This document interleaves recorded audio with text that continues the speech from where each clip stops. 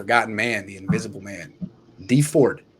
The Niners renegotiated his contract, actually extended it this year. They lowered his cap hit. It's still high, $8.9 million. You'd like to get something for that. That's a lot of money. He's one of the highest paid players on the team. He essentially didn't play last year. They said he'd be coming back, then we never heard from him. It's a back injury, a neck injury that's been hurting him, affecting him his whole career. What do you think we should expect from Dee Ford this year? They say he's in good shape. They say he's around. I think that the thing with it's going to be interesting to see what happens with Ford is how they play this with him. Mm-hmm.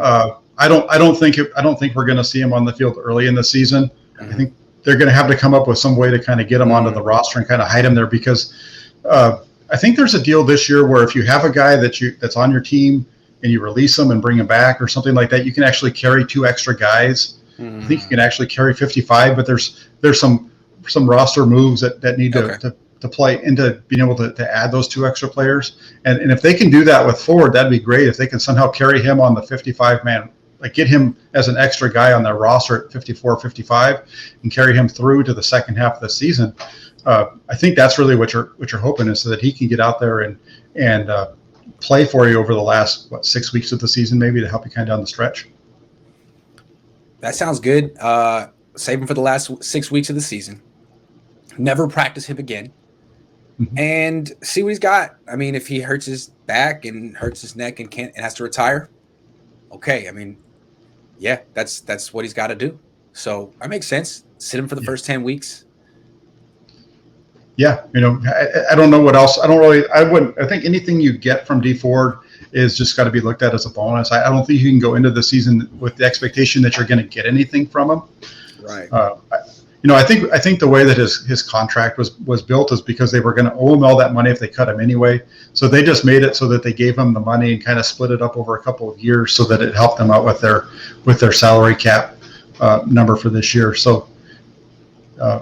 As much as I like to see him play, I don't necessarily think he's going to be able to do it. It just seems to me like they'd cut him if they could, but they can't.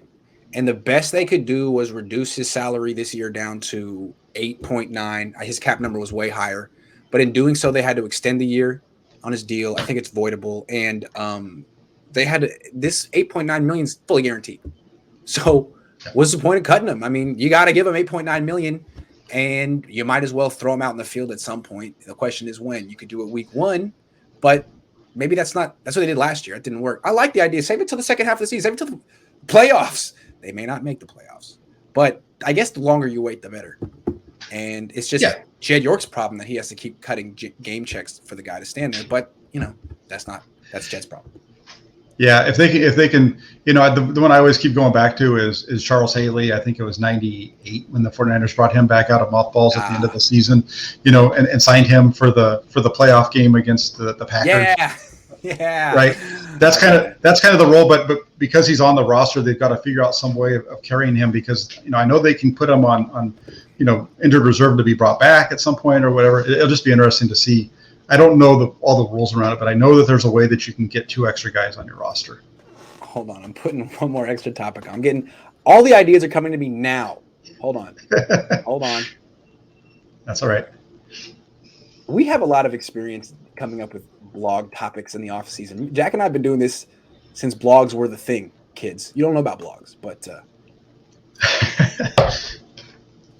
hold on. Okay. I'm sticking on the D line. It's very interesting to me. We got Jason Verrett openly recruiting Melvin Ingram on Twitter. Oh yes, openly recruiting. They're old teammates. They both played together on the Chargers. You got Jason Verrett saying, "Come sign with us. Those dreads would look great in red and gold." Isn't that what he said? Yeah, something along those lines. Yep.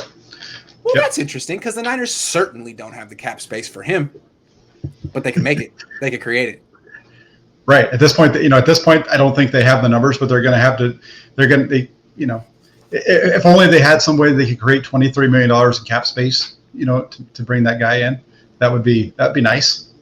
I don't think it's going to cost $23 million, obviously, but I think he's probably going to cost $7 to $10 million. I would think so.